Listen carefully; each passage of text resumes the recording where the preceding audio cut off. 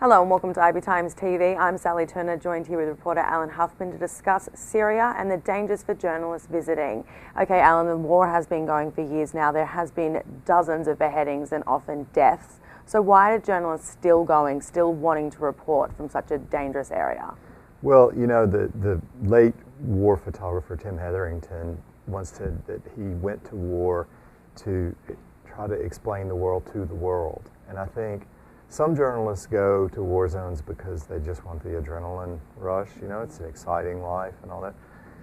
But some of them just want to know what's really going on in the world and know about the lives of people that are in trying situations. And then they want to come back and share that with everyone else who otherwise wouldn't know.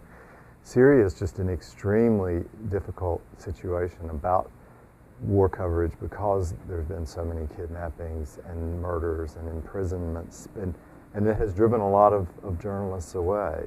But I'm sure some of them have actually been inspired to go by the efforts to suppress media coverage, and they just want to overcome that. You know, it's a high price that we pay for the news, and those people are out there, they're determined to get it. Absolutely, and the government does want to suppress the media coverage, silence it completely. So how do we trust what we're getting is truth? You really have to consider the source. You know, just something that is forwarded on Facebook or something. I mean, it's true in any case, right? On the internet, you never know. I mean, things show up and you think you can believe it, and it's all staged or whatever. A lot is being staged in Syria, and there's confusion about who actually has kidnapped some of these journalists. You know, there's 15 journalists, Western journalists alone, who are unaccounted for now. And in some cases, we don't even know which side has them because they will try to make it appear that the other side captured them. And their goal, the government's goal, is just to limit media coverage completely. And in other cases, it's to distort it or to control it. But the only way to be sure, honestly, at this stage, is to go to a reputable site and hope that whatever you're reading or watching or looking at has been properly vetted. And there are different types of journalists going to Syria, some freelancers, some with big organisations, some with just, you know, their cell phones. But what are the qualities you think a good war correspondent needs in order to safely report from somewhere like Syria? Well, the answer to the second part of your question is, I think, empathy and a bit of excitability and curiosity are the main things. I mean, you know, a lot of people, the Bang Bang Club, you know, the film about war photographers, I think that's a small section of war journalists that go there just for the thrill. I mean, that's certainly a part of it, but I think you have to want to know what people are going through that the rest of the world doesn't know about.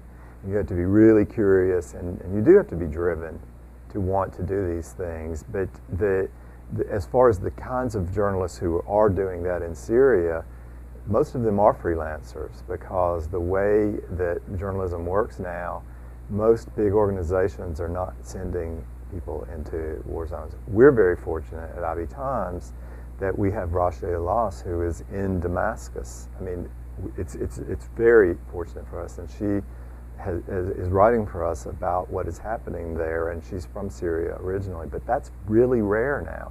Mostly you have freelancers who are just out there on their own and don't have a support network, and when they disappear, it may be days before anyone even knows about it, and often we won't hear about it for weeks because they don't publicize it, hoping that they can work through it.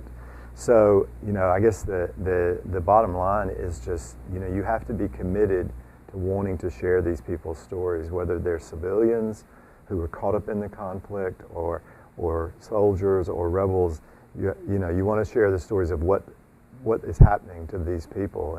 And for example, in Tim Hetherington's case, you know, I'm not a war journalist. I went to Liberia during their civil war when I was researching a book, and then I went to Libya researching a book about Tim because Tim was killed in Libya during the revolution there. And I was writing a biography about him. And so most of what I know, I learned through him vicariously.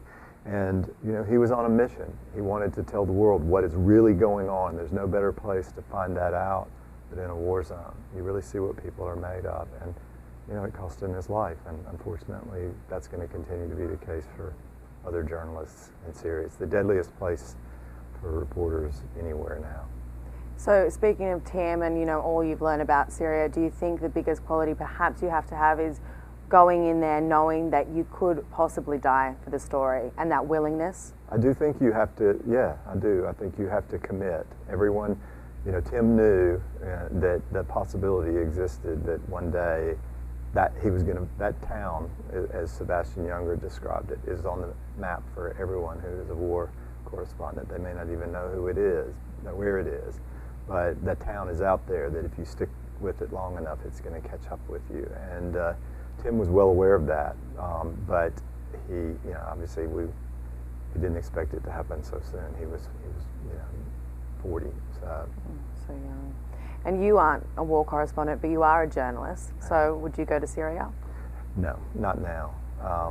Not even probably before the kidnappings got to the level that they are right now. I mean, you know, there's so many people missing. It's kind of crazy to go there now. I mean, I don't think you could ever advise anyone to go there, and yet you don't want to limit the news that is available to people about what's happening. It's a real difficult situation for journalists to know, you know, because you are, if you go into Syria, people are looking for you to kidnap you and hold you for ransom or whatever. Not, you know, from different groups. I mean, you drive into town and there's everybody in town has a different way that they want to use you, and a lot of them want to do it in very bad ways.